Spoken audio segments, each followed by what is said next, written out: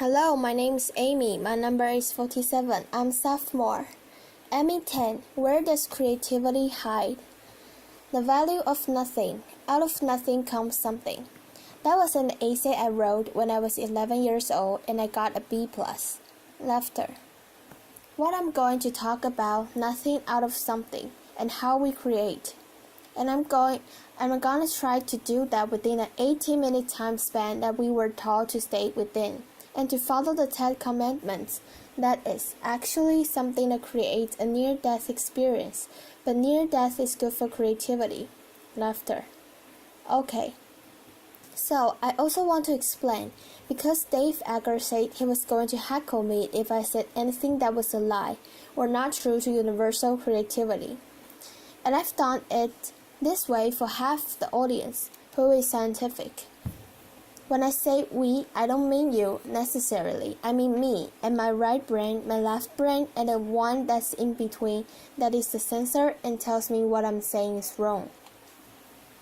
And I'm going to do that also by looking at what I think is part of my creative process, which includes a number of things that happened. Actually, nothing started even earlier than the moment in which I'm creating something new, and that includes nature and what I refer to as nightmares. Now in the nature area, we look at whether or not we are innately equipped with something, perhaps in our brains, some abnormal chromosomes that causes this muse-like effect. And some people will say that we're born with it in some other means. And others, like my mother, will say that I get my material from past lives. Some people will also say that creativity may be a function of some other neurological quirk, Van Gogh syndrome, that you have a little bit of, psychosis or depression. I do have to say, I read recently that Van Gogh wasn't really necessarily psychotic, that he might have had temporal lobe seizures, and that might have caused his burst of creativity, and I don't. I suppose it is something in some part of your brain, and I will mention that I actually developed temporal lobe seizures a number of years ago, but it was during the time I was writing my last book, and some people say that book is quite different. I think that part of it also begins with a sense of identity crisis. Who I am, who am I, this particular person, who am I not black like everybody else, and sometimes you're equipped with skills, but they may not be the kind of skills that enable creativity. I used to draw. I thought I would be an artist, and I had a miniature poodle, and it wasn't bad, but it wasn't really creative, because all I could really do was represent in a very one-on-one way, and I have a sense that I probably copied this from a book. And then I also wasn't really shining in a certain area that I wanted to be, and you look at those scores, and it wasn't bad, but it was not certainly predictive that I would one day make my living out of the artful arrangement of words. Also, one of the particles of creativity is to have a little childhood trauma, and I had a usual kind that I think a lot of people had, and that is that I had expectations placed on me. The figure right there, by the way, was a toy given to me when I was but 9 years old, and it was to help me become a doctor from a very early age. I had some wants that were long-lasting. From the age of 5 to 15, this was supposed to be my side occupation, and it led to a sense of failure. But actually, there was something quite real in my life that happened when I was about 14, and it was discovered that my brother in 1967 and then my father 6 months later had brain tumors. And my mother believed that something had gone wrong, and she was going to find out what it was, and she was going to fix it. My father was a Baptist minister, and he believed in miracles, and that God's will take care of that. But of course, they ended up dying 6 months apart. And after that, my mother believed that it was fate or curses. She went looking through all the reasons in the universe why this would have happened, everything except randomness. She did not believe in randomness. There was a reason for everything, and one of the reasons she thought was that her mother, who had died when she was very young, was angry at her. And so I had this notion of death around me, because my mother also believed that I would be next, and she would be next. And when you are faced with the prospect of death very soon, you begin to think you begin to think very much about everything. You become very creative in a survival sense. And this then led to my big questions. And they are the same ones that I have today. And they are, why do things happen and how do things happen? And the one my mother asked, how do I make things happen? It's a wonderful way to look at these questions when you write a story, because after all, in that framework between page 1 and 300, you have to answer these questions of why things happen, how things happen, in what order they happen. What are the influences? How do I, as a narrator, as the writer, also influence that? And it's also one that I think many of our scientists have been asking. It's a kind of cosmology, and I have to develop a cosmology of my own universe as a creator of that universe. And you see, there's a lot of back and forth in trying to make that happen, trying to figure it out, years and years over times. So when I look at creativity, I also think that it is this sense or this inability to repress by looking at associations in practically anything in life. And I got a lot of them during what's been going on throughout this conference, almost everything that's been going on. And so I'm going to use as a metaphor this association, quantum mechanics, which I really don't understand, but I'm still gonna use it as a process for explaining how it is the metaphor. So in quantum mechanics, of course, you have dark energy and dark matter. And it's the same thing in looking at these questions of how things happen. There's a lot of unknown, and you often don't know what it is except by its absence. But when you make those associations, you want them to come together in a kind of synergy in the story. And what you're finding is what matters, the meaning.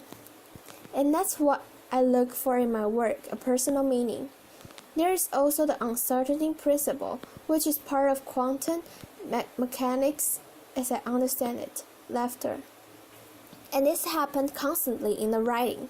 And there's the terrible and dreaded observer effect, in which you're looking for something and you know things are happening simultaneously, and you're looking at it in a different way, and you're trying to really look for the aboutness, or what is the story about. And if you are trying too hard, then you will only write the about. You won't discover anything. And what you were supposed to find, what you hope to find in some serendipitous way is no longer there. Now, I don't want to ignore the other side of what happens in our universe, like many of our scientists have. And so I'm going to just throw in string theory here, and just say that creative people are multidimensional. And there are 11 levels, I think, of anxiety, laughter. And they all operate at the same time. There is also a big question of ambiguity, and I would think that to something called the cosmological constant. And you don't know what is operating, but something is operating there. And ambiguity, to me, is very uncomfortable in my life, and I have it. Moral ambiguity.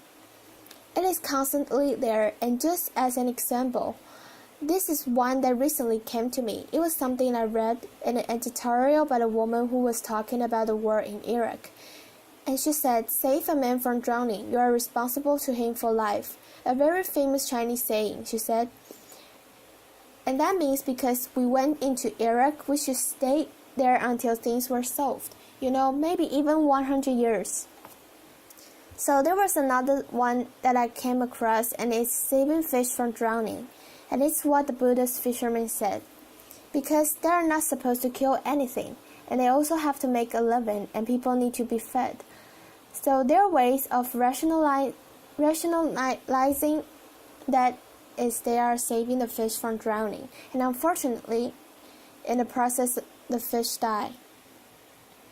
Now, what's encapsulated in both these drowning metaphors? Actually, one of them is my mother's interpretation, and it is a famous Chinese saying because she said it to me. Save a man from drowning, you are responsible to him for life. And it was a warning, don't get involved in other people's business or you're going to get stuck. Okay, I think if somebody really was drowning, should save them. But both of these sayings, saving the fish from drowning or saving a man from drowning, to me, they had to do with intentions. And all of us in life, when we see a situation, we have a response, and then we have intentions.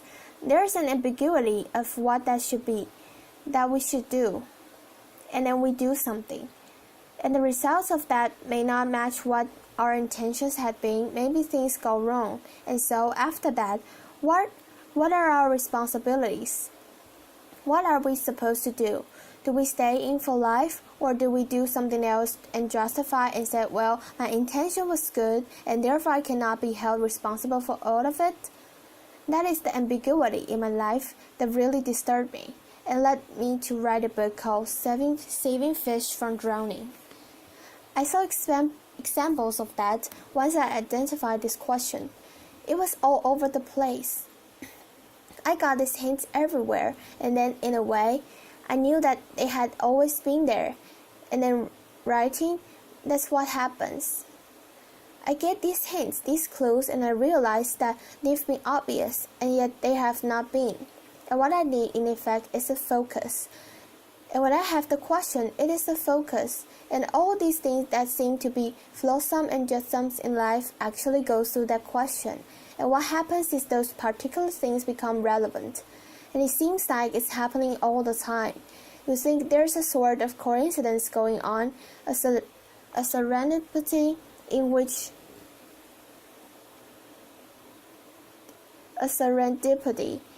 you are getting all this help from the universe. And it may also be explained that now you have a focus and you are noticing it more often. But you apply this. You begin to look at things having to do with your intention. Your brother who's fallen in trouble, do you take care of him? Why or why not?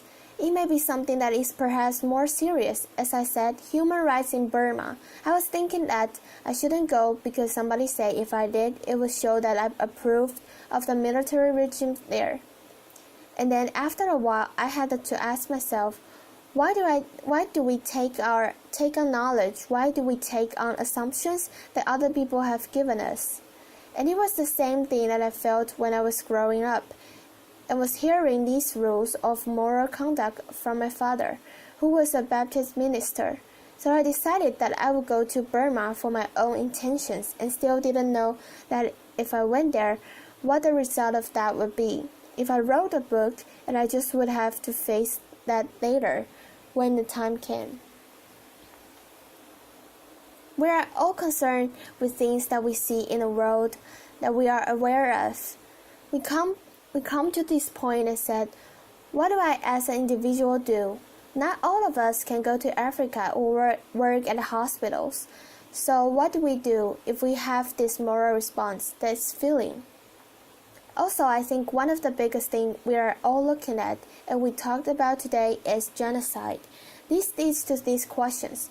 When I look at all these things that are moral ambiguous and uncomfortable, and I consider what my intention should be, I realize it goes back to these identity questions that I had when I was a child. And why am I here? And what is the meaning of my life? And what is my place in the universe? It seems so obvious, and yet it is not. We all hate moral ambiguity in some sense, and yet it is also absolutely necessary. In writing a story, it is the place where I begin. Sometimes I get help from the universe, it seems. My mother would say it was the ghost of my grandmother from the very first book because it seemed I knew things I was not supposed to know. Instead of writing that the grandmother died accidentally from the overdose of opium while having too much of the good time, I actually put down in the story that the woman killed herself. And that actually was the way it happened. And my mother decided that that information must come from my grandmother. There are also things quite uncanny, which bring me information that will help me in the writing of the book. In this case, I was writing a story that included some kind of detailed period of history, a certain location, and I needed to find something historically that would match that. And I took down this book, and the first page that I flipped it to was exactly the setting and the time period, and the kind of character I needed was the Taipei Rebellion, happening in the area near Guilin. Outside of that, and the character who thought he was son of God. You wonder, are these things random chance? Well, what is random? What is chance? What is luck? What is things that you get from the universe that you can't really explain? And that goes into the story too. These are the things I constantly think about from day to day, especially when good things happen, and in particular, what bad things happen. But I do think there's a kind of serendipity, and I do want to know what those elements are so I can thank them, and also try to find them in my life. Because again, I think that when I'm aware of them, more of them happen. Another chance encounter is when I went to the place. I just was with some friends, and we drove randomly to a different place, and we ended up in this non-tourist location, a beautiful village, pristine. And we walked 3 valleys beyond, and the third valley there was something quite mysterious and ominous, a discomfort I felt. And then I knew that had been the setting of my book, and in writing one of the scenes, it happened in that third valley. For some reason, I wrote about cairns, stack of rocks that a man was building, and I didn't know exactly what I had it, but it was so vivid. I got stuck, and a friend, when she asked me if I would go for a walk with the dogs, that I said sure. And about 45 minutes later, walking along the beach, I came across this, and it was a man, a Chinese man, and he was stacking these things, not with glue, not with anything. And I asked him, how is it possible to do this? And he said, well, I guess with everything in life, there's a place of balance. And this was exactly the meaning of my story at that point. I had so many examples, I had so many instances like this. When I'm writing a story and I cannot explain it. Is it because I had the filter that I have such a strong coincidence in writing about these things? Or is it a kind of serendipity that we cannot explain, that the cosmological constant? A big thing that I also think about is accidents. And as I said, my mother did not believe in randomness. What is the nature of accidents, and how are we going to assign what the responsibility and the causes are outside of a court of law? I was able to see that in a first-hand way when I went to a beautiful Dong village in Guizhou, the poorest province of China. And I saw this beautiful place. I knew I wanted to come back, and I had a chance to do that. When National Geographic asked me if I wanted to write anything about China, and I said yes, about this village of singing people, singing minority. And they agreed. And between the time I saw this place and the next time I went, there was a terrible accident. An old man fell asleep, and his quilt dropped in a pan of fire that kept him warm. 16 homes were destroyed and 40 were damaged. Responsibilities were assigned to the family. The man's sons were banished to live 3 kilometers away in a cowshed. And of course, as Westerners, we said, well, it was an accident. That's not fair. It's the son, not the father. When I go on a story, I have to let go of those kinds of beliefs. It takes a while, but I have to let go of them and just go there and be there. And so I was there on 3 occasions, different seasons, and I began to sense something different about the history and what had happened before, and the nature of life in a very poor village, and what you find as your toys and your ritual, your traditions, your links with other families. And I saw how this had a kind of justice and its responsibility. I was able to find out also about the ceremony that they were using, a ceremony that hadn't used in about 29 years, and it was to send some men, a feng shui master, send men down to the underworld on ghost horses. Now you as Westerners and I as Westerners will say, well, that's a superstition. But after being there for a while and seeing the amazing thing that happened, you begin to wonder whose beliefs are those that are in operation in the world, determine how things happen. So I remained with them, and the more I wrote that story, the more I got into those beliefs. And I think that's important for me to take on the beliefs, because that is where the story is real, and that is where I'm gonna find the answers to how I feel about certain questions that I have in life. Years go by, of course, and the writing, it doesn't happen instantly, and I'm trying to convey it to you here in TED.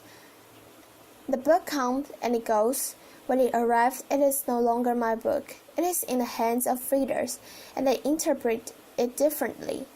But I go back to this question of how do I create something out of nothing, and how do I create my own life? And I think it is by questioning and saying to myself that there are no absolute truths. I believe in specifics, the specifics of story and the past, the specifics of that past and what is happening in the story at that point.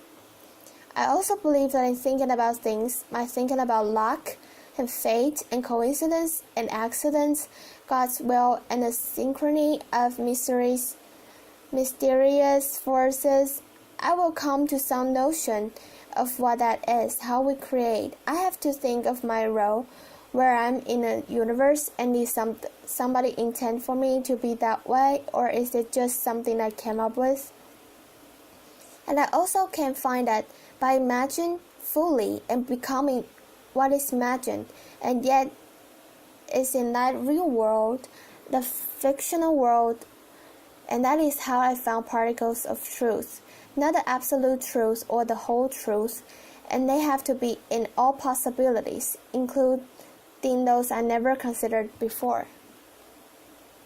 So there are never complete answer, or rather, if there is an answer, it is to remind myself that there is uncertainty in everything, and that is good, because then I will discover something new. And if there is a partial answer, a more complete answer from me, it is to simply imagine. And to imagine is to put myself in that story until there is a transparency between me and the story that I'm creating. And that's how I've discovered that if I feel what is in a story, in one story, then I come the closest, I think, to knowing what compassion is, to feeling that compassion.